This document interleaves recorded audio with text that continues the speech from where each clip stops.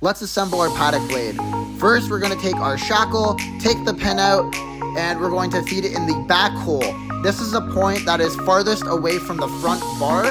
The back can be easily seen as it has paddock blade and laser cut over it. Next, we're going to put our pin back in our shackle, fold it over to ensure it doesn't go anywhere. For our second shackle, which is closer to the front of the paddock blade, we can just let the aircraft cable hang over top and then put back in the shackle like so.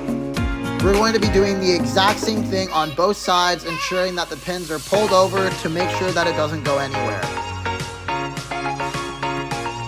Next, we are going to zip tie the aircraft cables to the bar of the paddock blade, and we're going to use the forged assembly and leave it in the middle.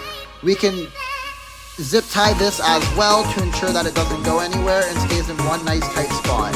We're going to use shrink wrap and some foam to ensure that there's no scratching of the pins. Make sure you tape it nice and snug just to ensure that there's no scratching and no possibility for ruining the paddock blade.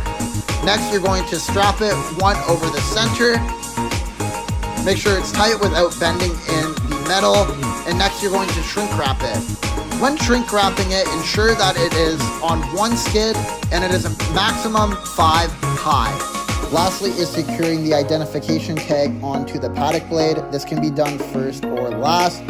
Ensure that there is 2 rivets on both sides, and this will go next to the Canadian symbol on the back of the paddock blade. Typically, this will be located on the back right.